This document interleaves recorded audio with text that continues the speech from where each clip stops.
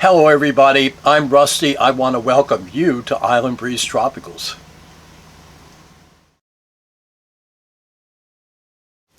So today I want to start a brand new series called Collecting Corner, and we're going to take a look throughout the coming weeks and months at individual bromeliads that you might want to have in your collection. Not all of them are going to be super rare, but they're all going to be really interesting. So you know what? The sun is shining, the island breeze is blowing. It's time that you and I got growing. Come on, let's have some fun, and we're going to take a look at a bromeliad. Okay, so I'm calling this Collecting Corner, not Collector's Corner. And the reason is because I don't know how much you have in your collection. You know, what's collectible to one person isn't collectible to another. What's really special to one, not to the other. But I'm going to show you some of my favorites, and I hope it inspires you to start your own collection of bromeliads. And this is one of my favorites.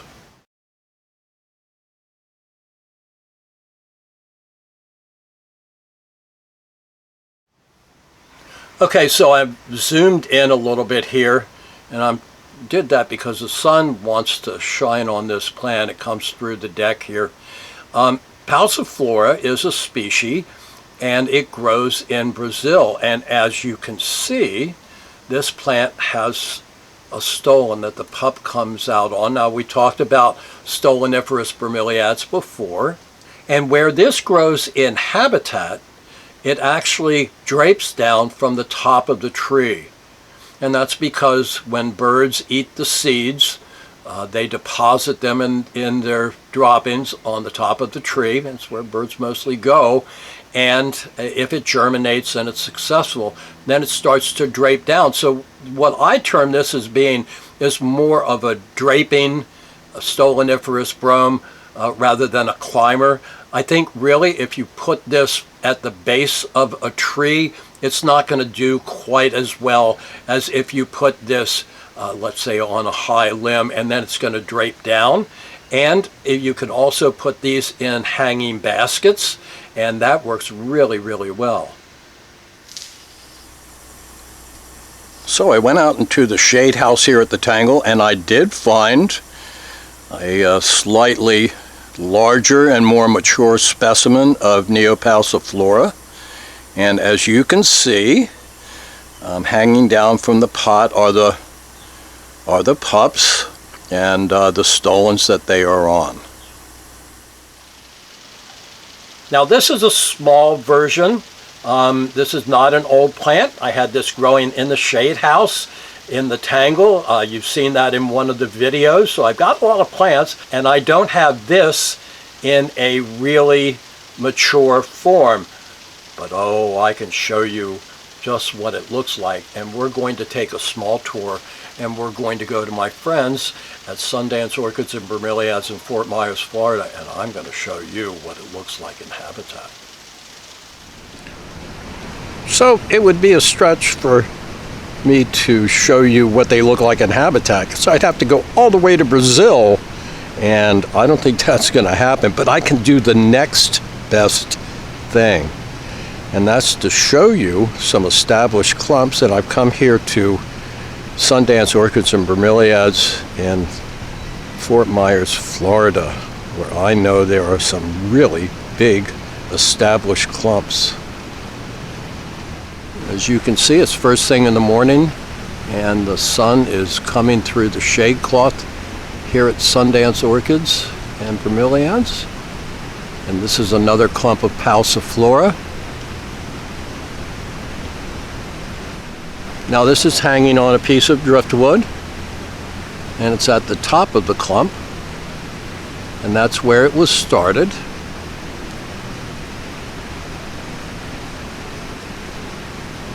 And as you can see, look at how big this clump is.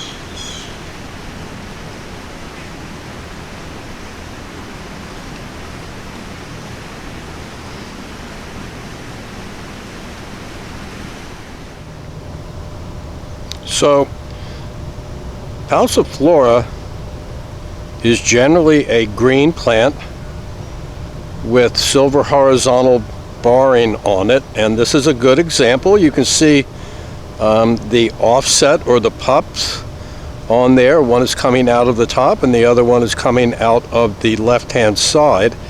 But pauciflora also has another color variant, and I'll show that to you. So another one of the color variants is that there is some purple that starts showing up in the leaves. It's not in all of them, and I think that makes it really, really interesting. You can generally see it in established plants if you go to buy them someplace. And this gives you a general idea as to the purple in it. I've got both, and actually I like to put both of them together. And in general, the one that comes out purple, pups purple in general, and the one that comes out green, pups green.